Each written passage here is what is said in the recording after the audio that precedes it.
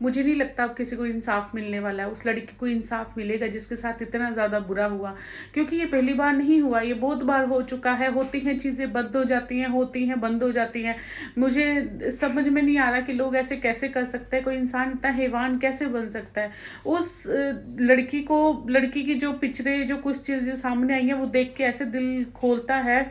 आप क्या, मैं आपको कहूँ, जैसे वो लड़की ड्यूटी कर रही थी, वो ड्यूटी करते हुए उसके ऊपर ऐसे अटैक हुआ, ऐसे वो चीज़ें की गई कि क्या ही बोलूँ मैं, क्या क्या उसके साथ किया गया। और उसके बाद जो डॉक्टरों ने उसका चेकअप किया है, उसके वजाइना में से कैसा क्या क्या मिला है, मैं आपको सीरियसली कैसे बताऊँ।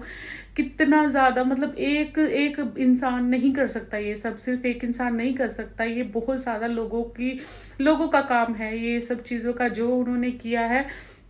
उसके बाद भी ये लोग यही कहे जा रहे हैं कि नहीं, उन्होंने एक लड़के को पकड़ लिया, एक आदमी को पकड़ लिया है कि हाँ ये आदमी, मतलब वो सब कुछ करके चला गया। अब लड़की ने अपने घर पे फ़ोन किया है, अपनी माँ को फ़ोन किया कि माँ मैं ठीक हूँ, रात को 9-10 बजे, माँ मैं ठीक हूँ, आप लोग चिंता मत करो, आप सो जाओ। तो माँ सो गई है बिल्कुल, तो वो बिल्कुल बेफिक्र होके, माँ बाप पूरी फैमिली सो गई जैसे दिल्ली सोते हैं।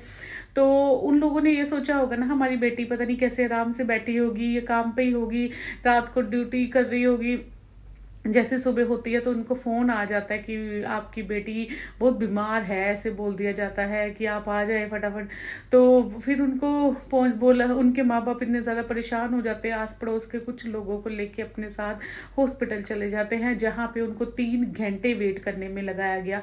3 घंटे वेट करने लगाया गया। आप सोचे, जिनकी बच्चे की ये हालत की गई है, इतनी ज़्यादा गंदी हालत उसकी की गई है कि थोड़ी देर पहले ही उन्होंने, जब रात का टाइम था, तो उन्होंने सुना था कि बच्ची ने फ़ोन किया कि माँ बाप मैं बिल्कुल ठीक हूँ, आप सो जाओ। तो उस हिसाब, तो उसने जैसे बोला माँ आप सो जाओ, बाबा आप सो जाओ। फिर सुबह उठ के जैसे ही उनको ये पता चलता है कि उनकी बेटी हॉस्पिटल में है, बीमार है, उनकी हॉस्पिटल ब्लड बच्ची को कुछ हुआ है, वो लोग भागे जाते हैं वहाँ पे। 3 घंटे उनको वेटिंग पे लगाया जाता है। 3 घंटे माँ बाप सिर्फ खड़े रहते हैं कि हाँ, कि कब हमें देखने के लिए दिया जाएगा।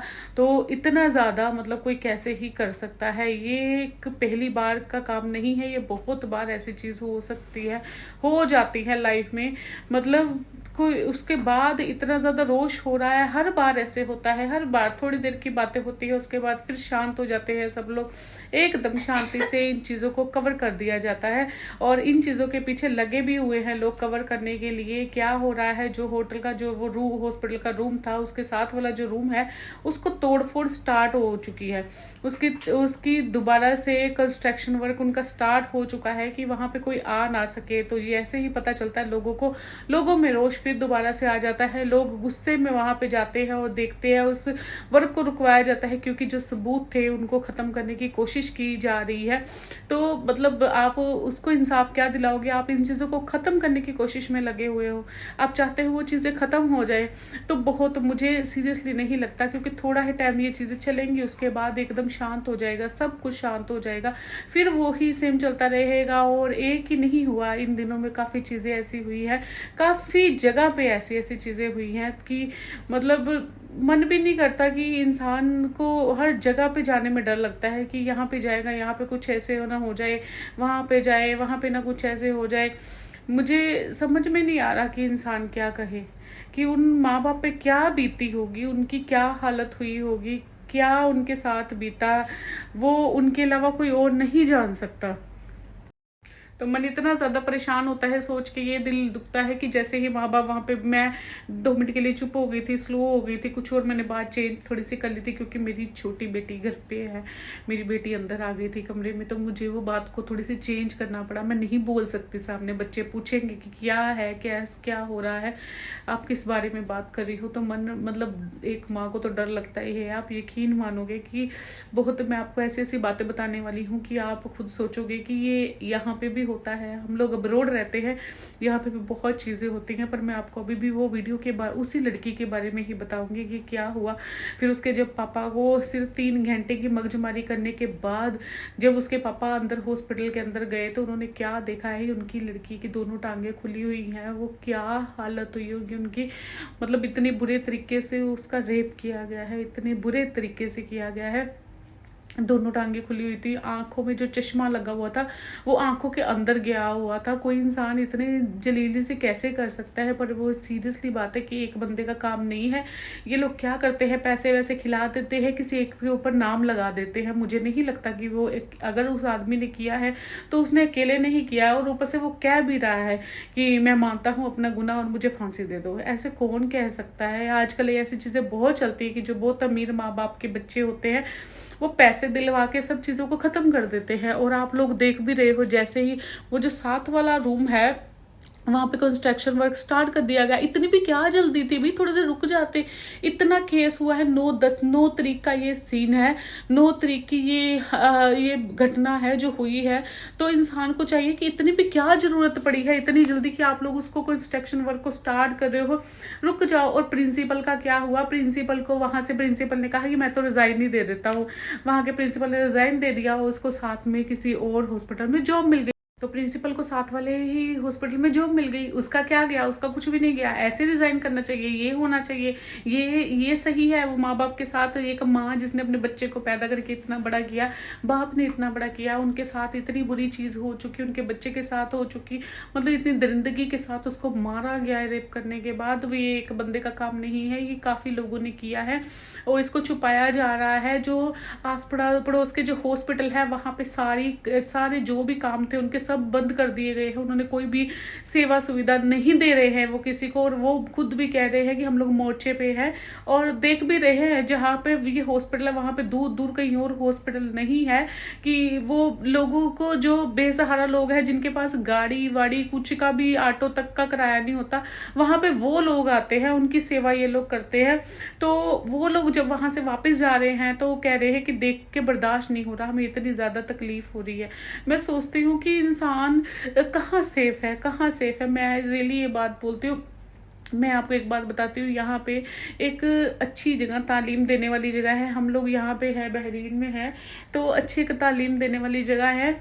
दुबई में भी थे, वहाँ पे भी ऐसी काफ़ी चीज़ें मैंने सुनी है। तो ऐसा नहीं है कि ये कहीं इंडिया में ही छुपी है चीज़ें, गुप चुप के हर कुछ होता है। यहाँ पे एक लड़की तालीम लेने जाती है तो वहाँ का जो उनका जो ओनर है, जो हेड है, जो वो उसके साथ उसको मारपीट करता है। वो बच्ची के साथ, बच्ची 10-12 साल की बच्ची है, उसके साथ मारपीट करता है, उसकी बॉडी पे निशान और गलत हरकतें भी करने की कोशिश करता है। जब बच्ची ने अपनी माँ को, बाप को बताया तो उसके माँ बाप ने इग्नोर कर दिया। उन्होंने कहा नहीं तू जा, वहाँ स्कूल जाने के डर से ये सब चीजें कर रही है।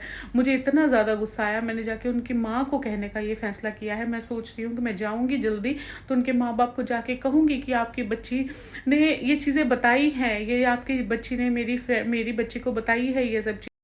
तो जो ये लोग तालीम देते हैं ये लोग भी सही नहीं होते। आप किसी अपने बच्चों को प्लीज़ कहीं भी किसी जगह पे नहीं छोड़ें, छोटी हो या बड़ी हो। बेटियां सेफ नहीं है, ये हकीकत है। बेटियां सेफ नहीं है, औरतें भी सेफ नहीं है, माएँ भी सेफ नहीं है। कोई भी औरत ही, कहने का मतलब माँ हो, औरत तो बेटी हो, कि एक औरत ही सेफ नहीं है।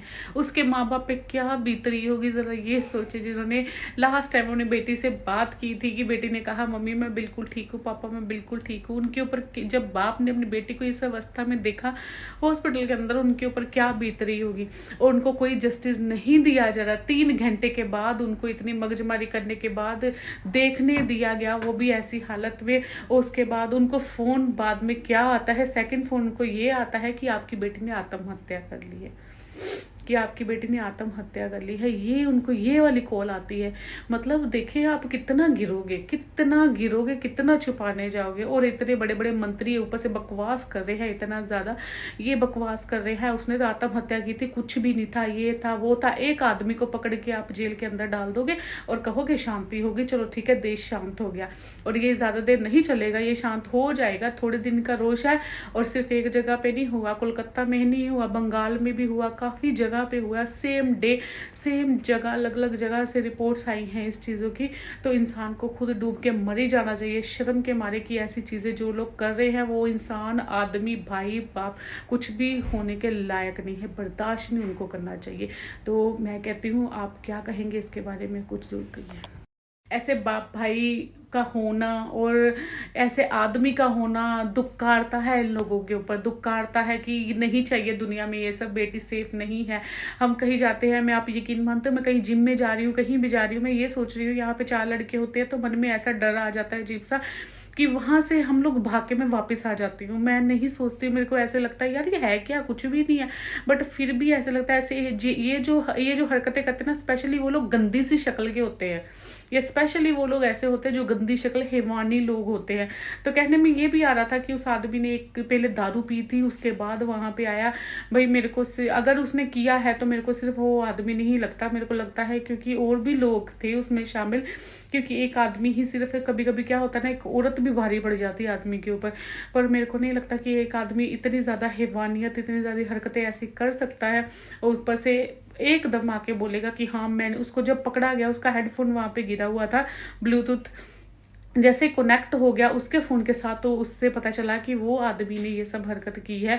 तो लो जी, ब्लूटूथ भी वहाँ पे पड़ा मिल जाता है, एकदम से सुराग क्या मिलते हैं, ब्लूटूथ भी मिल जाता है और कनेक्ट फिर करते हैं, कनेक्ट भी हो जाता है और आदमी आके बोलता भी हाँ मैंने किया था, मुझे फांसी की सजा दे दो। क्या है, क्या है ये, ऐसे ही करते हैं किसी गरीब को, किसी ऐसे को, जिस जरूरतमंद को, कुछ नशेड़ी को, किसी को ऐसे ही पकड़ लेते हैं, उसके बाद उसके ऊपर ये इल्ज़ाम ठोक देते हैं, चलो ठीक है जी ये हो गया। पर कुछ नहीं कह सकते, हम कुछ नहीं कर सकते। क्या आप क्या कहते हैं, लड़कियां सेफ है? लड़कियां सेफ हैं? कौन कौन अपने आप को सेफ मान रहा है बताइएगा ज़रूर। मैं तो नहीं मान रही हूँ, ना ही मैं अपनी बच्ची को कहीं अकेले भेजूंगी। ये लानत है हमारे इंडिया ही नहीं, जहाँ जहाँ ये सब चीज़ें होती हैं उनके ऊपर बहुत बड़ी लानत है ये।